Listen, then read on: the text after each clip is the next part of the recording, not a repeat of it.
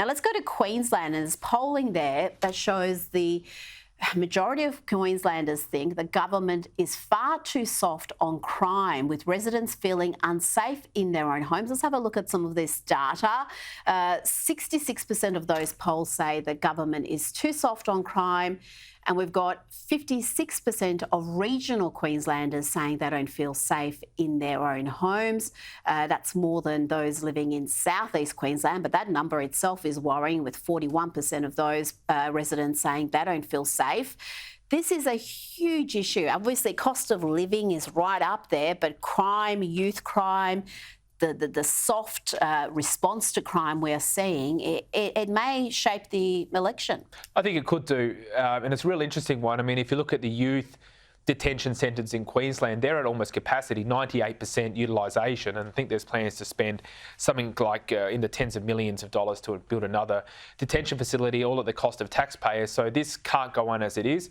I think there's been some sensible proposals been put out there by the Katter Party, saying, look, we've got to get some of these troubled youths into work opportunities in regional Queensland. This has been a successful model used, particularly in the United States, which has been successful in reducing crime, reducing recidivism. So those kind of, I think, innovative approaches to reducing crime are important. We also have to remember that the whole criminal justice system is fundamentally broken, where we're incarcerating the wrong people. There's a lot of non-violent offenders who are in jails. Now, they shouldn't be in jail because they're not a risk to the safety of the community. They should be punished, but jail isn't the right spot for them.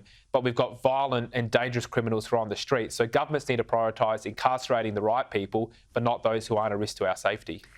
Now, just when we thought the ABC couldn't waste any more of our money, the Australian reports the national broadcaster has begun recruiting cultural advisors as part of its latest move to help staff, including journalists, to deal appropriately with culturally sensitive stories. I can just imagine the type of ideologues, Daniel, that they're hiring at the ABC. Are they not ideological enough that they need to add more of this into the institution? Yeah, well, I mean, this is great reporting by Sophie Ellsworth. She's done a great job on the ABC over the years. And I think it just gives the game away. This would surprise absolutely no one, that they're just basically formalising their ideological approach to how they go about their news coverage. But look, this is a really big issue. The ABC is a taxpayer-funded organisation. They therefore should represent the views of the entire Australian community that is required to fund them. But of course, the ABC is interested in every single kind of diversity, other than diversity of opinion or of values or beliefs. And all you have to do is look at the Voice to Parliament coverage, look at how they cover key issues like climate change or COVID and so forth.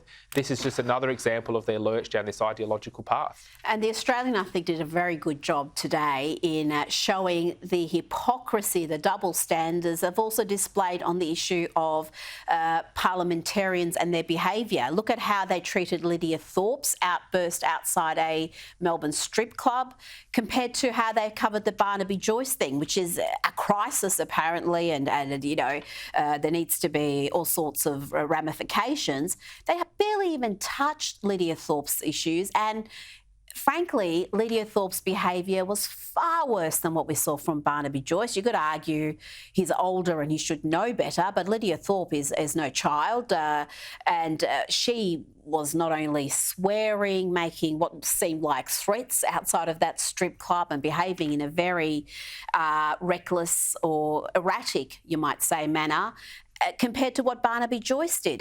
And yet they're still even bringing up issues like white male privilege, when, quite frankly, it was the Indigenous woman who got the far better treatment in that case. Yeah, that's a very good example. And I think it gets to something broader with the ABC, which is no one's saying they can't report on the issues that they want to report on or they're not entitled to freedom of speech. What Australians are saying is you've got to be balanced. You've just identified one important example where clearly they're not balanced, but we could go through the major policy issues facing our nation's future.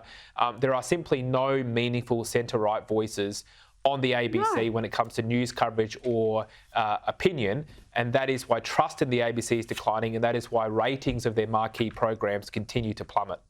Well, they are receiving more than $1 billion per annum. They have a charter. Because they're publicly funded, they have to be impartial and balanced, and they're not. They defy that charter every day. And frankly, the coalition who were in power for consecutive terms did nothing to curtail that. And of course, Labor aren't going to do anything about it.